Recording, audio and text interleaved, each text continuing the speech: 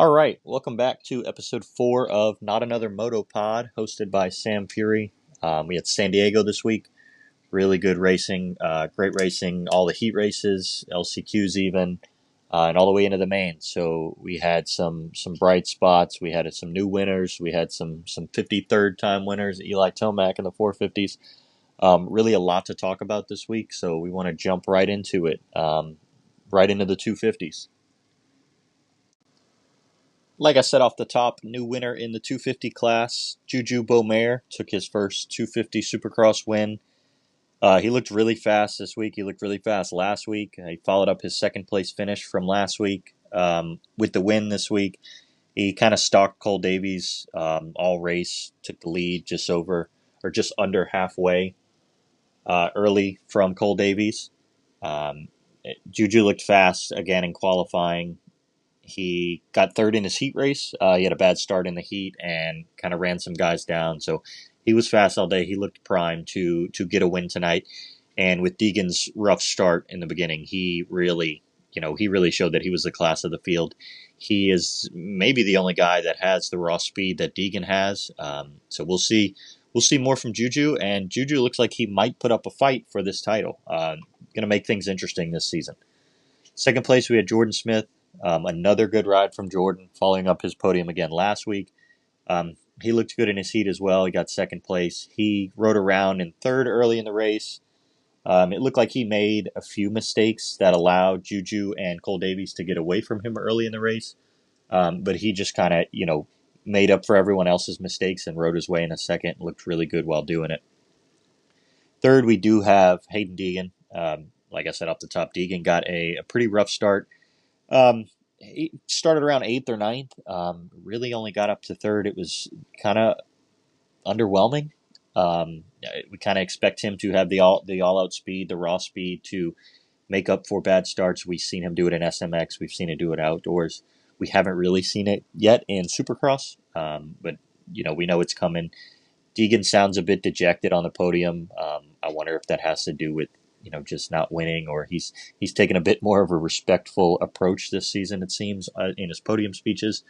I wonder if he just doesn't have that fire right now. I'm certain we're going to see it, and I'm certain we're going to get the trash talking Deegan back. Fourth, we have Cole Davies. Cole Davies actually won his first heat race. This is only his second Supercross race as a pro. Davies looked fast all day. He did make a couple mistakes after Juju got past him in this race, which did push him back to fifth, and then he got Ryder D at the finish to finish fourth in this race. Davies is going to finish on the podium soon enough, especially with Shimoda hurt and some of the things that happened this week. We do think Cole Davies is going to finish up there. Man, this kid looks fast. I'm really excited to see where this goes. He's only 17. This is only his second race, leading so many laps, holding off Juju for as long as he did. This is really exciting to see Cole Davies up here early. Fifth, we do have Ryder D. Followed up a decent ride last week with fourth. He may have been, he maybe should have been on the podium last week, but he let Jordan Smith get him near the end. Again, this week he let Cole Davies get him on the last lap, almost in the last turn, right before the finish line. So Ryder D was looking at another fourth place. Maybe look forward to a step up from Ryder D, but I could see possibly a podium finish before the end of the year. It does still like he's getting used to a few things. He messed up a rhythm early in the race and allowed Deegan to get past him. But he looked good from there on. He kind of rode around in that 4 or 5 spot all race. Cody Schock, he's been pretty silently 6, 7, 8 guy. That's the guy he's going to be. That's where we expect him to finish in this class. Second week in a row that he has outperformed his heat race in his main event finish. He got 7th in his heat this week and finished 6th again. I believe he was 7th or 8th last week. Cody Schock is kind of silently doing the work, looking good. 7th, we do have an injured Joe Shimoda. We learned a lot about his broken fingers during the race. We saw photos after the race. They were much worse than I expected. This may be something that requires surgery. I hope we get to see Joe finish out the year. But at this point, this may be something that requires surgery and kind of knocks him out of the title chase. Maybe we see a few more races, or maybe they regather and regroup, and we'll see him towards the end of the year and into the motocross season. But Joe started off hot last week. We really hope to see him back in the swing of things, as early as next week. 8th place, Garrett Marchbanks. Really disappointing main event ride after a great heat race. He looked fast. He looked like he had something to prove in the heat race, and it just didn't show in the main event. Another bad start from him. Climbed his way up to 8th. But we just expect a bit more from Garrett Marchbanks. He's proven that he can win in this class. It's been a while, but he's a fast guy, and we kind of expect him to be up in that top 8. 9th, we have Michael Mosman. Mosman, again, looked pretty good in his heat race. Mosman obviously took all of last year off, had some weird injuries, lingering things, really wasn't expected to race. We didn't expect to see him at A1 this year. And here he is, second race in a row where he looks all right, kind of climbs his way up a few positions, hasn't gotten the starts or, where he needs to be. 10th place, Hunter Yoder. Hunter Yoder's been silently fast this year. Hunter Yoder was a Geico kid back in the day. He was about to turn pro when the team folded. He kind of got the short end of the stick there. He's bounced around a bit. Second week in a row that he has come straight in from his heat race and had a pretty good finish. So top 10 for Hunter Yoder. So pretty good ride there. Going down, some of these guys didn't get great coverage on the show. We had a few different guys mix it up from last week as far as guys who made the main event and guys who just missed out with the LCQ.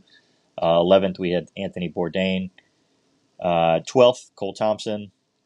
13th, Jet Reynolds. That's a career best. He finished last week after a rough early going in the main event.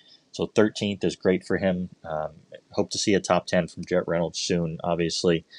A great amateur who had a lot of potential and just has never gotten to show that, but aboard the Club MX Yamaha team, getting a chance this year. 13th looks good for Jet. 14th, Brad West, came in through the LCQ. 15th, Parker Ross, his first main event as a pro, I believe. Came right in through the heat race, got 9th in his heat race. He just missed out last week. So a top 15 early on for Parker Ross is pretty good. 16th, TJ Albright, second week in a row that he's made the main. 17th, Nico Koch. Nico got the last spot in the LCQ after the red flag. It rode pretty well, especially in the LCQ. Got a lot of TV time. So really good to see him, top 17. 18th, we have Gavin Towers. Another week in the main event. Not a great finish yet again. I believe he was around this bottom 5 last week as well. But we look to see some things from Gavin Towers. He's definitely got some speed. He's just yet to show it, of course. 19th, Dylan Walsh failed to qualify last week. Got in this week through the LCQ. He looked pretty in control in the LCQ, coming in for second. 20th, we have Josh Faries, LCQ winner. 21st, Ty Masterpool, of course, DNF'd, left early or about midway through the race with a pretty gnarly crash. Reported that he has broken some fingers. He did not jump back into the race after he crashed out. So rough finish there for him. This may open the door for Drew Adams. I mentioned this last week. We expected to see Drew Adams this week. Pro Circuit decided to call up Masterpool. Masterpool not really known for his Supercross riding, but with him possibly being out now with some broken fingers, we possibly do look to see the debut of Adams next week. 22nd, we have Lux Turner, who again he DNF'd as well. The AEO Power Sports team had a rough go of it this week. Lux Turner with a DNF, Avery Long and Talon Hawkins both crashing. I believe in the heat race and in the LCQ. So some pretty rough, go of it for the AEO team. But good to see all three of these guys getting some TB time. Obviously, we think Talon Hawkins, I believe he had a broken femur. He will be out for a while. Avery Long should be back in the near future. So, and jumping into, kind of an injury report. Obviously, we talked about a lot of these guys. Joe Shimoda broke some fingers. It looked pretty rough. The photos online do not look pretty. It was a very resilient ride of him to finish in seventh place. With those two broken fingers. Again, Ty Masterpool, broken fingers. We expect to see he may be out. Avery Long, we do expect back. Endoed pretty good in the heat race. maybe knocked himself out. But we do expect to see him back. Excuse me, that was in the LCQ, I believe. Talon Hawkins, he had a nasty one in the heat race. It looked like he spun out in the jump face, kind of did about half of a backflip and ejectocito. Not great there. Again, we believe that's a broken femur for Talon Hawkins.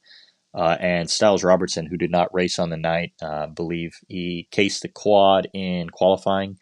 I don't know the status of his injury, but he did not race on the night. So we look forward to maybe getting an update on that and seeing where Styles, fits back into this after a rough first 2 weeks going aboard that Triumph.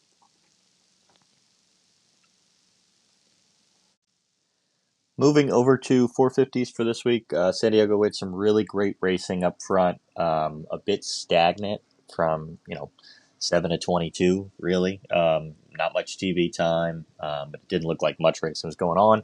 However, the top six, we've had some really good racing, some really good battles between the guys. It was really awesome to watch this week.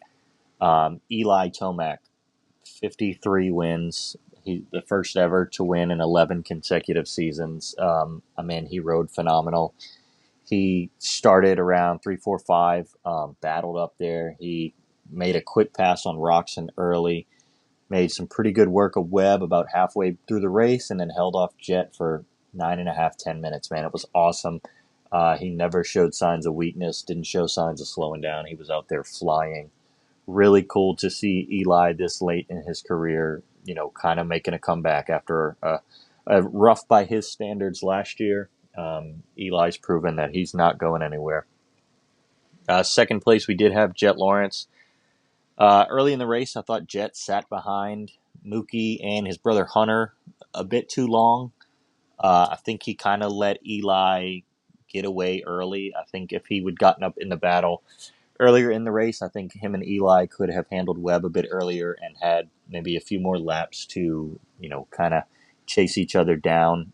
Jet did mention after the race, almost immediately, it looked like that if he had another lap, he thinks he could have gotten Eli. Unfortunately, he did make a mistake in the rhythm with 2 laps left. Late in that lap, that kind of ended the race, truthfully. He didn't really have a chance on the last lap to put in a charge, chase down Eli. But like I said, Jet was, I think he sat behind Mookie and Hunter early in the race a bit too long. I think he spent like 3 minutes behind Hunter in 5th place. And meanwhile, Eli is chasing down Webb for the lead. I remember specifically, again, after he got by Hunter and he's sitting behind Roxon, and I'm yelling at the TV, telling Jet he needs to get by Roxon so that he and Eli can go get Webb for a twofer. And sure enough, about 2 laps later, it happened. Him and Eli in the same turn got by Webb and kind of ran away with about 9.5 minutes left there. So good race from Jet, but he didn't really show the all-out speed that we expected.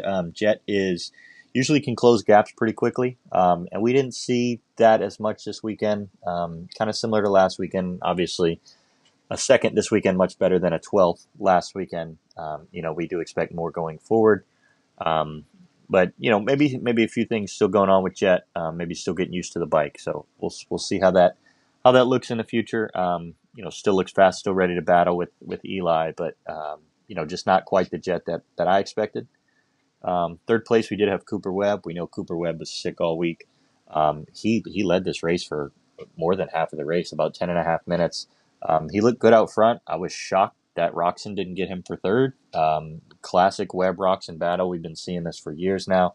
Webb always seems to get the best of him, whether he's the faster guy or not. So really cool to see Webb still up here in the podium and making a case early in the season with 4-3 finishes in the first 2 races. So he's still, proven that he's in the hunt, even if he is not necessarily the all-up fastest guy. He's still one of the guys, and you're still going to have to work hard to get around him, as evidenced by, Roxon sitting behind him late and Eli sitting behind him.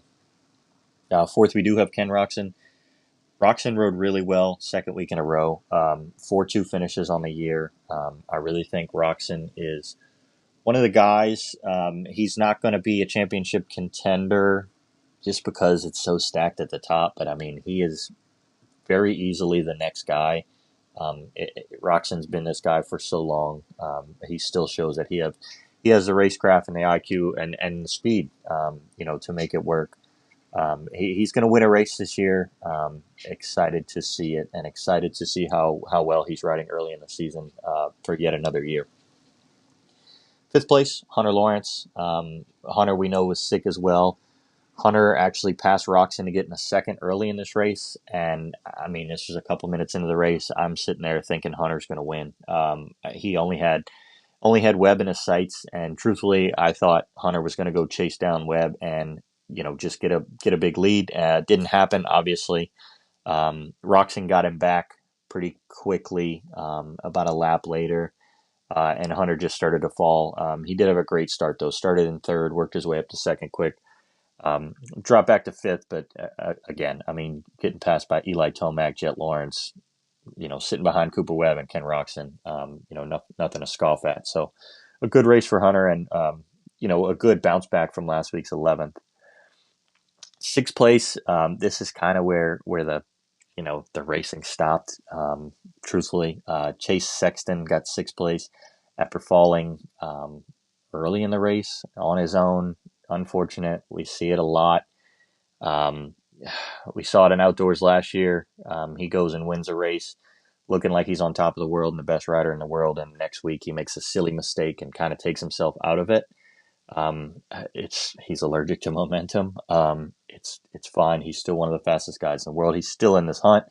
He made his way from 22nd to 6th pretty easily. I mean, Chase is one of the fastest guys. It's awesome to watch him come through the pack, but it would have been even better to see him up front with Eli and Jet in a three-way battle this week. At 7th, we have Mookie. Mookie did fall back a bit, but 10-7 on the season. He's looking pretty good to start the season. He did get passed by Chase there with about, I think, 5.5, 6 minutes left, and kind of hung around 7th. The rest of the pack, like I said, was kind of almost slot car racing. Not much movement throughout the race. Didn't look like. 8th, we did have Justin Barcia. Another pretty good week for Barcia. I do expect to see him in the top 5, but early in the season, a couple good races under his belt. Look to see where that goes. 9th, we had Dylan Ferrandis, the first of three new guys in the 450 main this week. That would be Ferrandis, Colt Nichols, and Kevin Morans. Dylan Ferrandis obviously should be in the mains every week. Last week, he mentioned that was the first ever 450 main event that he did not make after crashing in the LCQ, being taken out in the LCQ by Ryan Brees. So 9th place was a great bounce back for Dylan Ferrandis, who seems to be comfortable aboard that 2025 Honda. 10th, we have Joey Savacci. A great race to bounce back from last week's 21st. This is kind of where I expect to see Joey. Joey, I think I said in the preview pod, he's an 8-12 guy. So good to see Joey bounce back around 10th. He's been in this class for a number of years, even missing out last year. And he's pretty consistent in that range. So we do expect to see Joey Savacci knock out a couple, like I said, 7-12, 8-12. So 10th for good. 10th is good for Joey this week. 11th, Justin Cooper. Another underwhelming week for Justin Cooper. I really did expect to see him more in Hunter Lawrence's range. I think he's gone 7-11 now, but he's not moving forward. It looks like he is starting and finishing in the same position each week, which, I mean, Jay Coop is usually a good starter. So to see him finishing 11th is odd in my mind. Maybe I'm putting too much, pressure on him. However, I did expect to see him closer to Hunter Lawrence, especially after how last year went in Supercross. He looked pretty good. 12th, we do have Jorge Prado. Prado crashed in his heat race, won the LCQ. He looked fine. However, not a good start in the main event, which is odd from Prado, and he didn't move forward at all. He sat in 12th pretty much the whole race, started where he finished. 13th, Jason Anderson did start about 6th or 7th and did fall back. We did find out that he is sick as well. Obviously didn't deal with it maybe as well as Cooper Webb or Hunter Lawrence did. So 13th for Anderson.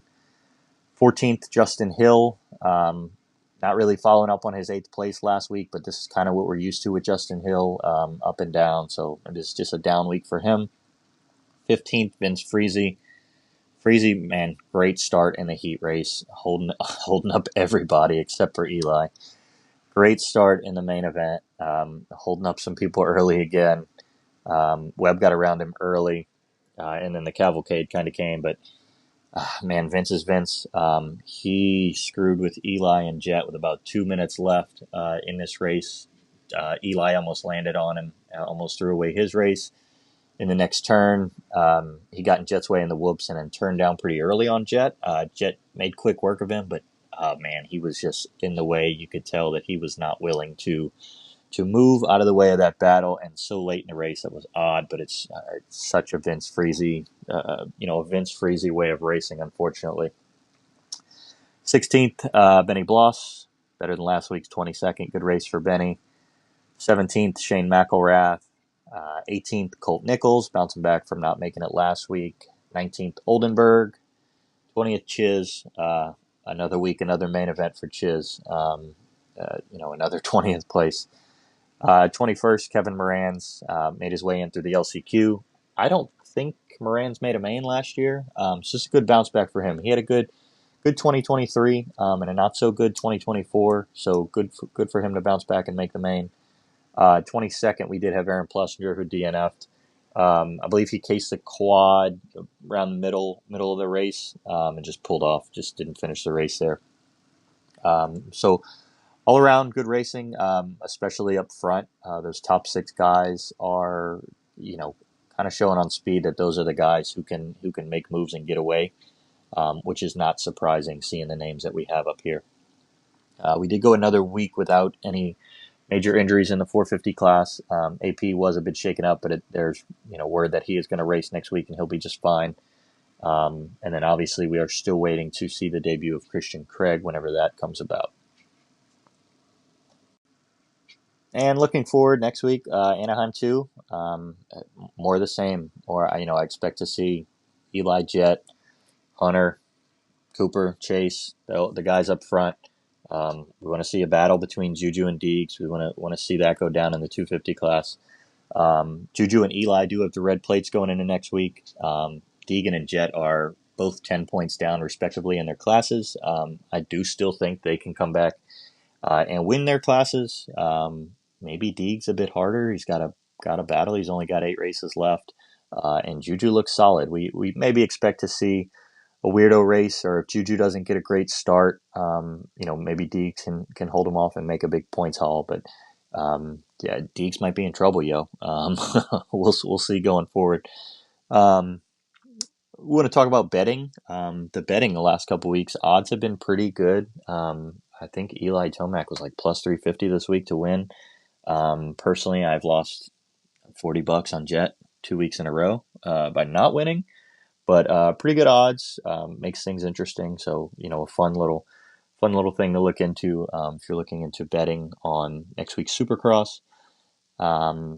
That's about it I've got for this week. I just want to mention again that we are on YouTube. We are on Spotify. Please follow us on Instagram, Not Another Moto Pod, or on X, Twitter, at Not Another Moto. And look forward to being back next week. Thanks for listening.